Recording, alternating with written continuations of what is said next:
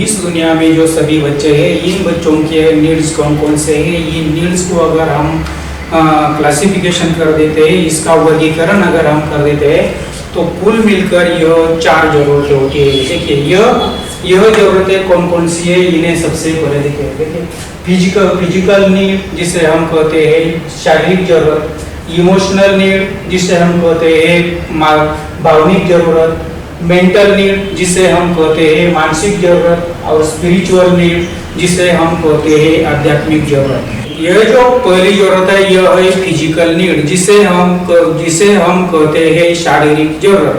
इस बच्चों की शारीरिक जरूरत की ओर हमें क्यों ध्यान देना चाहिए, यह सबसे पहले अच्छी तरह से समझिए। To create enough energy and power for everyday's work and play. देखिए बच्चों के 2 काम होते हैं। पहला काम होता है उनका खेलना और दूसरा काम होता है उनके जो काम है यह काम करना।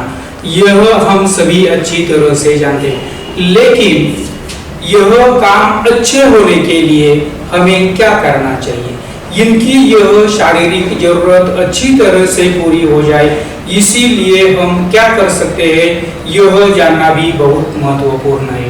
देखिए अगर उनकी शारीरिक जरूरत हम पूरी कर देते हैं, उनके शरीर में अगर एनफ एनर्जी अगर है तो वह अपना खेल भी अच्छा सकते हैं और उसी के साथ वह अपना काम भी अच्छी तरह से कर सकते हैं। लेकिन यह दोनों करने के लिए उनके पास अगर एनफ एनर्जी नहीं है तो वह जल्दी थक जाएंगे। अब जब वह थक जाएंगे तो अपने काम वह अच्छे नहीं कर सकेंगे, वह ना अच्छा खेल सकेंगे ना अच्छी तरह से अपने काम पूरे कर सकेंगे। इसीलिए हमें ये शारीरिक जरूरत की ओर हमें अच्छी तरह से देखना होगा। अब हम यह देखते हैं यह जो शारीरिक जरूरत है, यह शारीरिक जरूरत हम किस तरह से पूरी कर सकते हैं। इसमें सबसे पहले है healthy foods, enough water, exercise, avoid harmful things, enough sleep. देखिए यह सभी बातें बच्चों की फिजिकल नीड पूरी होने के लिए बहुत महत्वपूर्ण है। इसमें सबसे पहले अगर हम देखते हैं तो यह है हेल्दी फूड्स। इस हेल्दी फूड की इनकी जरूरत हम किस तरह से पूरी कर सकते हैं। अगर आप समझते हैं मैं बाहर होटल से महंगा खाना लेकर देता हूँ, बच्चों को खिलाता हूँ, तो यह बिल्कुल ही आपकी यह समझ बिल्कुल ही गलत है। हेल्दी फूड्स इसका सीधा सा मतलब यह अपने घर में जो बनता है वह बच्चा अच्छी तरह से खाता है। अपने घर में आप जो बनाते हो वह बच्चे पेट भर खाते हैं और उनकी सेहत जबरदस्त होती है, इसे कहते हैं हेल्दी फूड्स। उसके बाद है एनफ वाटर। जिस तरह से अन्न की जरूरत है उसी तरह से हमें पानी की भी जरूरत है। अगर इस पानी की जरूरत को हम अच्छी तरह से पूरा करते हैं तो वह भी बहुत आवश्यक है।